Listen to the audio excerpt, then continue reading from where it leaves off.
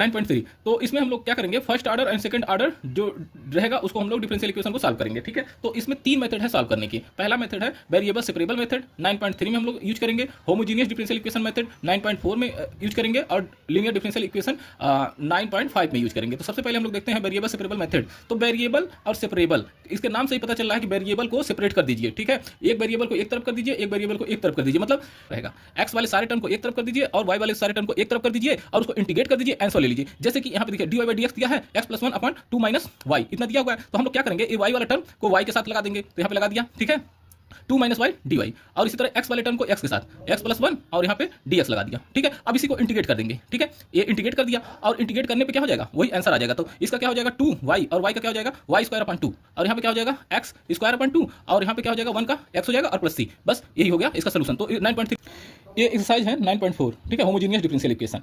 तो homogeneous differential equation में क्या करना रहेगा, दो टाइप के रहेंगे, टाइप फर्स्ट और यहाँ पे रहेगा टाइप सेकंड, ठीक है। तो टाइप करना रहेगा dy अपॉन dx दिया रहेगा और उसके जो फंक्शन रहेंगे वो सब दिए रहेंगे y अपॉन x के रूप में, ठीक है।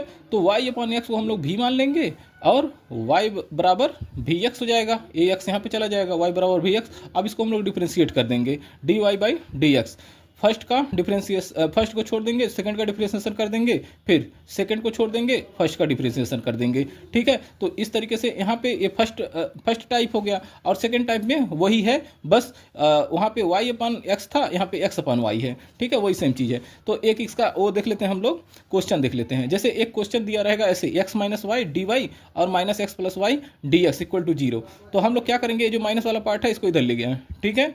तो x minus y d y equal to x plus y d x, ठीक है। ये होमोजीनियस मेथड इसलिए बना था क्योंकि हम लोग x और y को एक तरीके से सेपरेट वेरिएबल और सेपरेबल मेथड से नहीं लगा पा रहे थे, तो हम लोग होमोजीनियस मेथड लगाना स्टार्ट किए, ठीक है। तो इसमें क्या कर दिया हम लोगों ने, d y upon d x, ठीक है, ये डी वाई यहीं पर था और इस डी एक्स को हम लोग इसके नीचे ला दिए, ठीक है। तो ये एक्स प्लस वाई तो अपने जगह पे ही है और ये जो था मल्टीप्लाई में इसको डिवाइड में लगा दिया, ठीक है।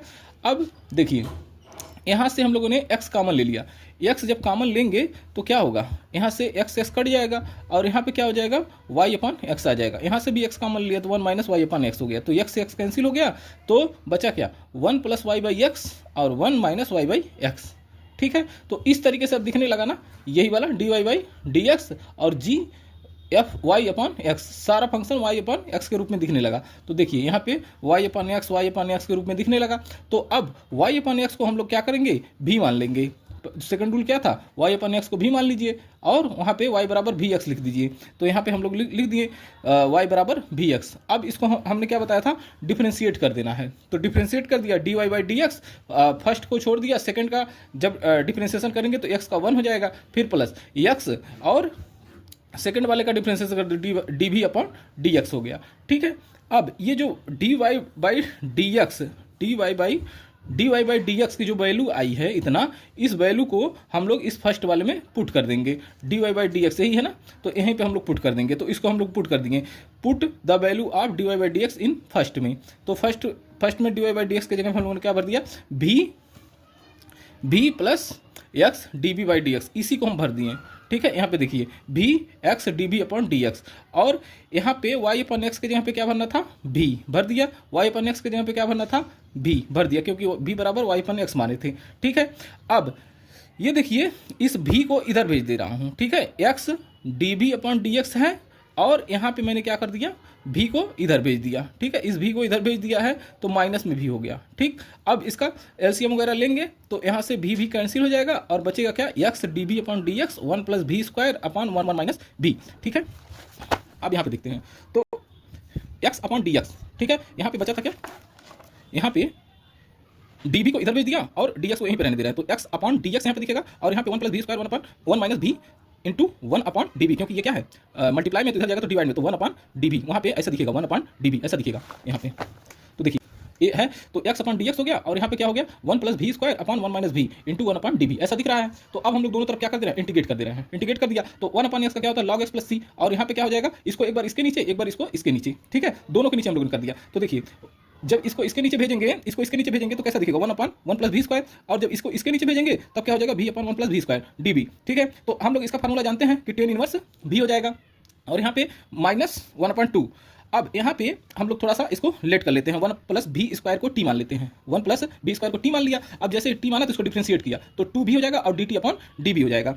अब हम लोग क्या करेंगे, v और db यहीं पे छोड़ दें और db को इधर ला दिया और dt को वहीं पे छोड़ दिया, ठीक है। तो ये v और db को वहीं पे छोड़ दिया और 2 इधर ला दिया तो dt अपॉन 2 आ गया। तो अब यहाँ पे हम लोग देख रहे हैं v और db, ये है v और db, ठीक है। इसका वैल्यू यहाँ पे देखिए v db का वैल्यू कितना दिया हुआ है, dt अपॉन 2। तो हम लोग भर दे रहे हैं क्या, v db, यहाँ पे भर दिया dt, ठीक है, क्योंकि dt अपॉन 2 था तो dt अपॉन 2 है तो 1/2 बाहर आ गया। और इसका वैल्यू हम लोग माने थे क्या, t, तो यहाँ पे देखिए 1 प्लस बी स्क्वायर बराबर टी, तो यहाँ पे रख दिया टी। अब 1 अपॉन टी का जो इंटीग्रेशन होता है वो होता है log t, ठीक है, प्लस c यहाँ पे हो गया। अब tan इनवर्स v है तो v का वैल्यू हम लोग शुरू में ही माने थे, क्या माने थे, v का वैल्यू माने थे y अपॉन x ही माने थे, ठीक है। तो उसको हम लोग भर दे रहे हैं, ठीक है। तो v के जगह पे भर दिया क्या, y upon x minus 1/2 log. और t का वैल्यू अभी अभी माने थे हम लोग क्या, 1 प्लस बी स्क्वायर बराबर t, तो t के जगह पे क्या भर दिया जाए, 1 plus v square plus c, ठीक है। और v का वैल्यू क्या माने थे, y अपॉन x, तो ये भर दिया। तो tan inverse y upon x minus 1/2 log 1 plus y upon x का होल स्क्वायर प्लस c, ठीक है। यही आंसर हो गया, ठीक है। तो ये भी खत्म हो गया। अब हम लोग देखते हैं 9.5।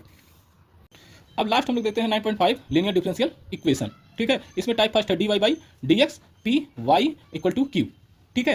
तो इस तरीके से दिया रहेगा dy by dx p y equal to q, ऐसे दिया रहेगा, इस फॉर्म में दिया रहेगा। और जहाँ पे p और q क्या रहेगा, this is function of x and और fx, या फिर इसको एक कांस्टेंट के रूप में भी दिया रहेगा p और q, ठीक है। जैसे यहाँ पे देखिए p क्या दिया हुआ है 1 अपॉन x और q क्या दिया हुआ है 5, ठीक है। तो इससे जब कंपेयर करेंगे p का वैल्यू कितना है 1 अपॉन x और q का वैल्यू क्या है 5 है, ठीक है। ये है आपका लीनियर डिफरेंशियल इक्वेशन। तो हम लोग इसमें करेंगे क्या ना कि इसका इंटीग्रेटिंग फैक्टर निकालना रहेगा और उसका जनरल सॉल्यूशन निकालना रहेगा, बस इतना ही काम करना रहेगा। कोई भी इस तरीके से डिफरेंशियल इक्वेशन दिया रहेगा, इस तरीके से दिया रहेगा और हम लोग क्या करेंगे, उसका इंटीग्रेटिंग फैक्टर निकालेंगे, जनरल सॉल्यूशन निकालेंगे, ठीक है, वही आंसर हो जाएगा, ठीक है। तो देखिए सबसे पहले हम लोग जैसे इसका फार्मूला मैं बता दे रहा हूँ, मान लीजिए ये है, ठीक है। तो इसका कैसे बनेगा, इंटीग्रेटिंग फैक्टर निकालने के लिए सबसे पहले एक्सपोनेंशियल ले लेंगे और उस पर इंटीग्रेट कर देंगे और जो y का कोफिशिएंट रहेगा, ठीक है, यानी कि जो p की वैल्यू रहेगी उसी को हम लोग इंटीग्रेट कर देंगे, ठीक है। इंटीग्रेटिंग फैक्टर ऐसे निकलेगा। और जनरल सॉल्यूशन कैसे निकलेगा, सबसे पहले हम लोग क्या करेंगे, y लिखेंगे और इनटू इंटीग्रेटिंग फैक्टर लिखेंगे, ठीक है। और फिर इक्वल टू इंटीग्रेशन ऑफ